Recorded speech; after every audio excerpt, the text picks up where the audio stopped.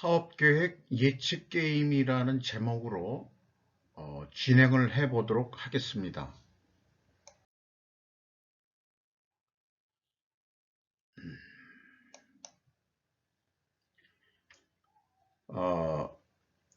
그 모델은 KG로 잡았습니다. 이 회사가 재고자산 매출원가 회계 투명성 모델 기업으로 제가 선정한 기업인데요. 이런 투명성이 있는 기업의 스루프 지표를 이용해야 좀 더 말하자면은 왜곡이 없는 판매 계획을 할 수 있다는 입장에서 선택을 했습니다. 고려아연이죠. KG가 매출을 보면 2021년도에 7조 1천억 원을 달성해서 26.7%가 증가했는데 매출 재료비는 33.9%나 크게 증가를 했습니다. 그 결과 스루풋은 10%뿐이 증가를 안 했고요. 스루풋율은 거꾸로 3.9%가 하락을 했습니다. 3년 연속 원가회계 영업이익보다 스루풋 영업이익이 더 적게 산출되는 것은 3년간 계속 재고액이 증가하고 있음을 말해주고 있습니다. 그리고 이렇게 노란색 표시를 한 것은 이 판매 예측, 판매 계획에 활용하기 위한 팩터 요소들이 되겠습니다. TO의 생산성으로는 1.90으로 매우 제조업으로서는 달성하기 쉽지 않은 그런 높은 생산성을 보여주고 있습니다. 전년보다 0.14포인트가 상승했습니다. 영업이익은 9,114억 원으로서 21.2%가 증가했습니다. 원가회계 영업이익보다는 131억 원이 적은 수치가 되겠습니다.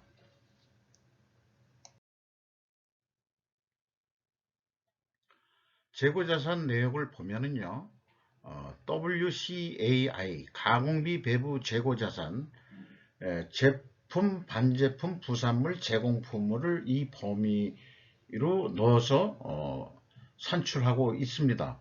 882억 원이 증가했습니다. 이것이 원가회계 영업이익보다 스루풋 이익이 적게 나오는 근본 원인이 되겠습니다. 경영평가 지표로 와서요, 재고 회전율이 7.3회전으로 증가했습니다. 상대적으로 전년보다 재고를 줄였다, 이렇게 보여지죠. 그 다음에 2019년보다는 그래도 아직까지 수준에 못 미달한다.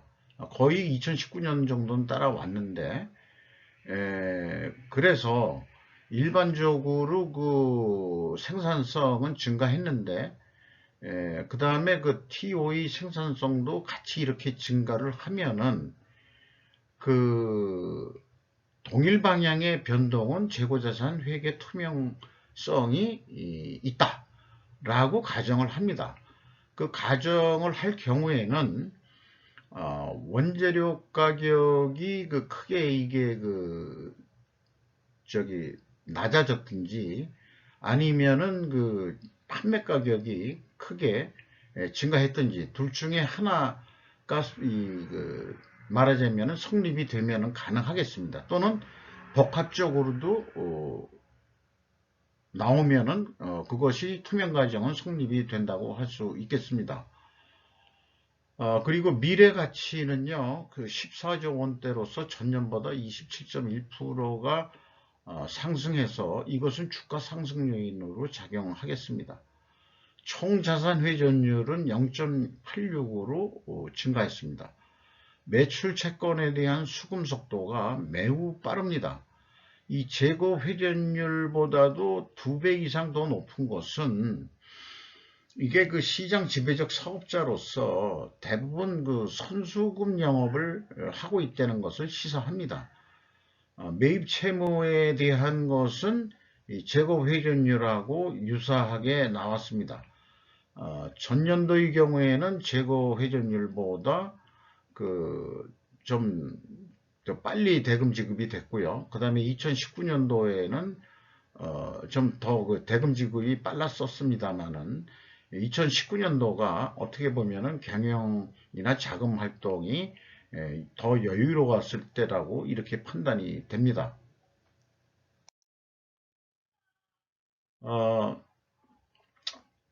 오늘 그 게임을 한번 해보려는 건 시뮬레이션이라고 얘기를 해 봐야 되겠죠. 원재료 가격 연동형 제품 가격 및 매출 계획 수립하는 그런 내용이 되겠습니다. 그래서 원재료 가격이 어떻게 변했느냐가 더 중요해졌는데요. 구체적으로 그 업종이 좀 그 제품이 상대적으로 단순해서 그런지 원료가 두 가지가 있는 것으로 되어 있습니다. 매입액이 4조 원 정도 매입을 했는데 아연 정광이 35%, 연정광이 65%. 그런데 2021년도에 그 가격 인상률을 이렇게 곱하면은 금액으로 계산하나 이렇게 계산하나 가중 평균이 산출이 됩니다. 그래서 전체적으로는 32%의 원재료 인상률이 있었다. 그러니까 전체로 보는 거니까 이 32%가 이 판매 계획을 세우는데 중요한 요소로 작용합니다. 질문 성격으로요. 2021년 실적을 토대로 2022년 매출 계획을 어떻게 예측해 볼 수 있을까? 이것이 이제 이번 그 내용의 주요 과제인데, 제품 매출 실적이 이제 그 품목별로 나와 있고요. 요게 이제 그 매출액 금액하고 일치를 합니다. 그리고 이제 제품은 이 품목별로 쭉 그 인상률이 나와 있는데 원재료 상승률 이하에서 다들 결정이 됐죠. 제품 가격은 제가 알고 있기로는 LME 연동을 하고 있는 것으로 알고 있습니다. 그래서 이제까지 제가 스루프트 회계로 분석해서 많은 내용들을 많은 회사들을 소개했는데 결국은 분석의 목적은 뭐냐 그러면은 미래 계획 및 예측을 할 수 있을까라는 희망사항이 있는 겁니다. 그래서 그 분석이 정확할수록 그 예측도 정확도가 올라갈 수 있을 것이다라는 희망사항이 있는 거죠. 근데 그 판매 계획은 원가 회계란 방식은 오로지 원레이 방식으로서 스루풋 방식으로 하면은 세 가지 방식을 제가 만들어 봤습니다. 그중 가장 도전적인 목표를 잡을 수 있다. 세 가지 중에서 이런 거를 먼저 좀 취지로 말씀드리고요. 원가 회계의 프로핏 계획과 같이 스루풋도 계획을 동시에 하지만 세 가지 방법 중 하나라는 것을 미리 말씀드리고요. 원재료 가격 연동형의 스루풋률과 재고 회전율의 중요성을 반영하는 방법이 있다. 이 방법을 저는 추천하고 소원하는 그런 방법 중에 하나입니다.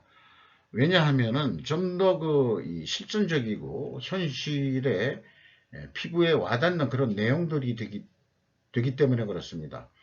또한 이 제가 만들어 놓은 어떤 시뮬레이션은 납품을 하는 업체에서도 납품 가격 그 전략으로도 사용할 수 있음을 미리 말씀을 드립니다. 자, 그러면 좀 글자가 좀 작습니다만은 이 한 면의 모든 것을 그 표현하기 위해서요. 원가 회계식 접근을 좀 해보도록 하겠습니다. 위에다 이게 써놓은 것은 프로핏을 얼마 증가시킬 것이냐는 목표가 제일 먼저 설정되어야 된다. 그 다음에 이제 다음 과제가 나오게 되는데 2021년 실적이 이제 위에 돼 있고요. 2022년도 목표를 잡는데 프로핏을 영업이익을 20%를 증가를 좀 시켜보자 하면은 1조 1천억 원의 영업이익을 달성해야 됩니다.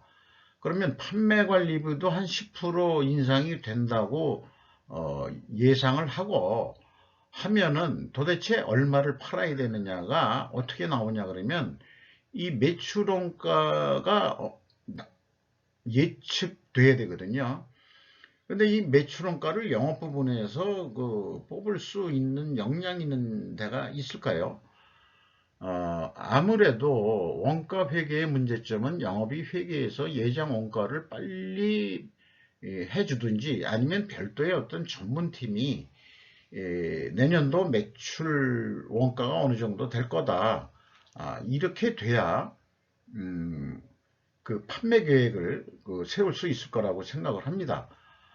그래서 이것이 통보됐다고 보면은 이 세 가지를 더하면은 8조 9천억, 9조 원 정도를 내년도 판매 목표로 잡아야 된다. 이런 결론이 나오는데요.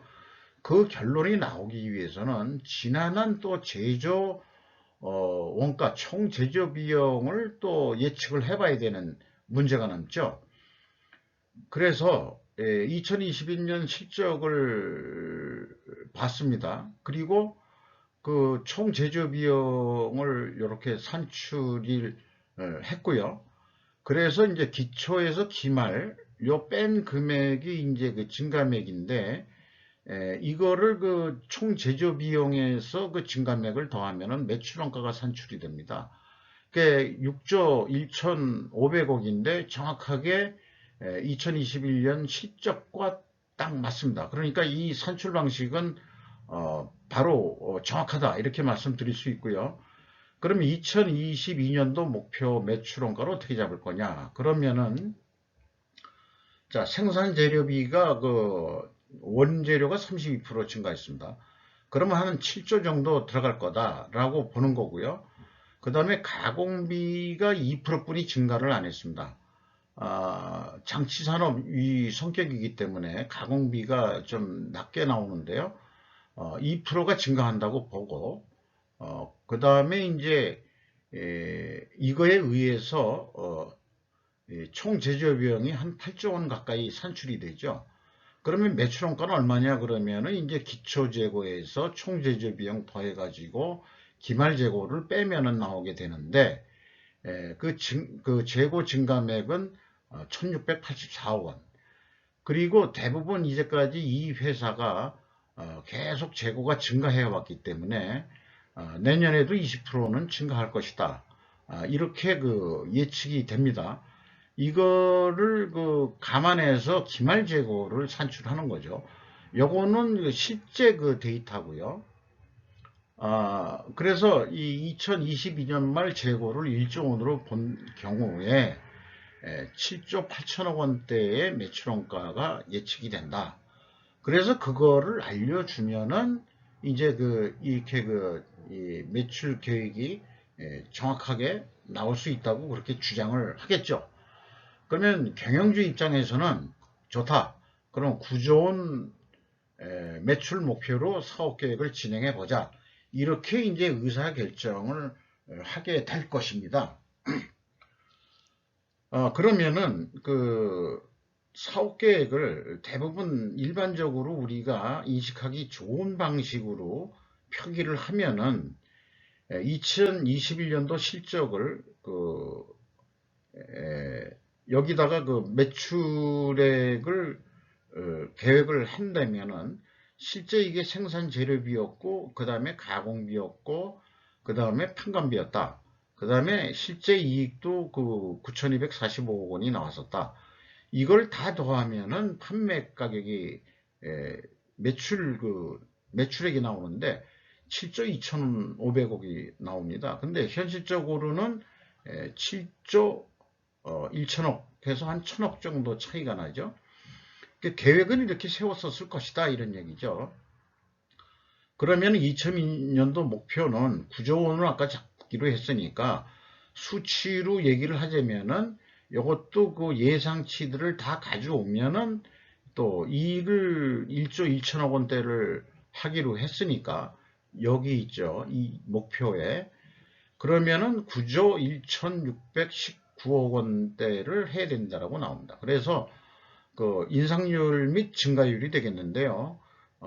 전년도에 계획한 것보다는 26% 업된, 또 총 제조 비용은 28% 업된, 그리고 여기 똑같이 그 인상률이라고 표현했습니다만은 증가율은 26% 같이 해가지고 9조 원의 사업 계획을 확장할 수 있을 것이다. 이런 얘기가 되겠습니다.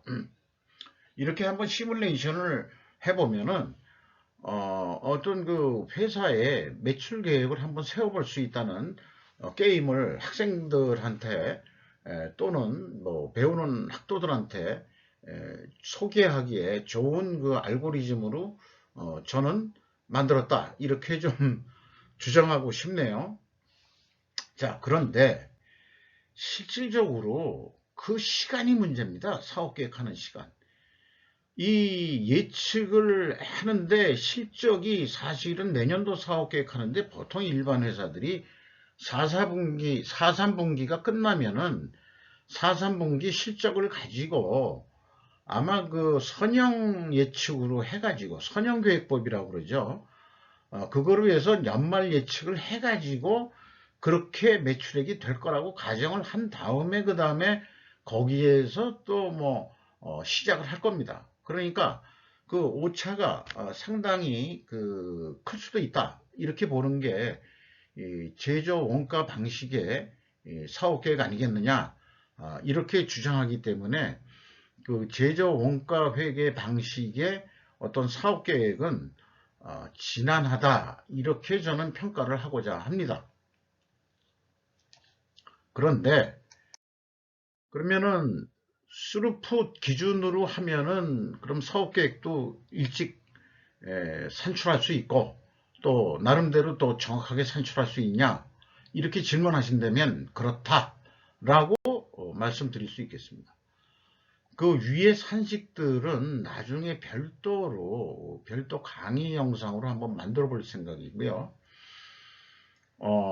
이 A, B, C 플랜이 있는데 B 플랜부터 좀 설명을 해 보도록 하겠습니다. 이것은 손익분기점 산출 방식을 제가 진화를 시킨 건데요. 운영비용에다가 그 프로핏을 더한 것을 스루풋으로 나누는 겁니다. 여기 산식이 나와 있습니다만은. 실제 매출액이 있는데, 이건 연말 거의 가까이 되면은 정확히 어느 정도 예측이 되겠죠. 그러면은, 이 제조 원가 하는 사람들한테 신세 지지 말고, 그냥 운영비용 얼마인지를 뭐 11월 결산 정도 보면 어느 정도 예측이 되니까 그래서 그거를 2% 올린다고 보고 프로핏은 100% 올려보자. 그러면은 1조 8천억을 해보면은 9조 5천억 원 정도는 매출을 일으켜야 된다는 목표가 금방 나올 수 있겠습니다. 여기에는 이제 스루풋율이 실적은 27%였는데 30%로 올린다는 그런 도전적인 목표가 있는 거죠. 그렇게 산출한 B 방식이 9조 5천억 원으로 나오고 그런데 조금 더 과학적으로 접근할 수 없냐? 이거 좀 너무 좀 두리뭉실한 거 아니냐? 뭐 이런 요구를 받았다고 그러면은 A 방법으로 가는 건데요. 원재료 원동형으로만 원재료 기준으로만 얘기를 합니다. 그 32%가 올랐으니까 매출 재료비가 한 7조 원 될 거다. 그 다음에 이제 스루풋율은 30%로 올리는 거로 목표를 잡고 재고 회전율이 7.3회전이었는데 7.5회전으로 올리자. 이렇게 해서 계획을 세우면은 10조 5천억 원대가 예상이 됩니다. 그러면은 이거로 하면은 좀 더 도전적인 목적으로 이것을 이용할 수 있겠다. 그러면 경영주 입장에서는 이거로 사업 계획을 세워라. 이렇게 얘기하겠습니까? 도전적인 목표를 좀 잡아봐라. 이렇게 얘기할 경영주가 십상일 것 같아요. 그런데 이것을 표현할 때 일반적으로 우리가 인식하기 좋은 방법으로 실적을 표시를 하고, 여기는 매출액하고 그 다음에 이제 요건 그대로 가져온 거고요. 그 다음에 매출 재료비 예상을 32% 하는 거고, 그 다음에 이제 운영비용 2% 하고 인상되는 거로, 그리고 영업이익 100% 인상되는 거로 하면은, 이걸 다 더하면은 9조 7천억 원 정도 된다.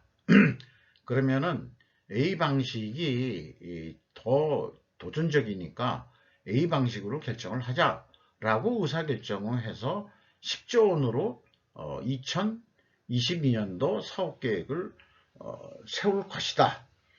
이 도전적인 목표를 잡아야 다 같이 노력하는 그런 분위기를 만들 수 있는 거다. 뭐 이렇게 주장을 저도 하는 거죠. 과연 2022년 결산이 끝나면은 10조 원을 달성했는지 1년 후에 우리가 확인해 보기로 할까요? 제가 얼마나 잘 예측을 했는지, 점쟁이는 아니겠지만은 또 이 원재료 가격이 급변을 한다면 또 좀 뭐 변수가 있겠습니다만은, 현재 30% 정도 인상이 된 그 선을 간다고 볼 때 하는 얘기죠. 이상 판매 계획에 대해서 시뮬레이션 해봤습니다.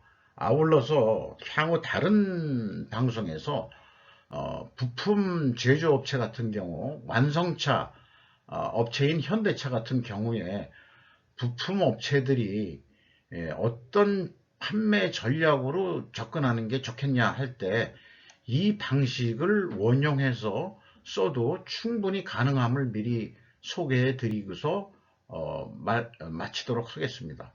감사합니다.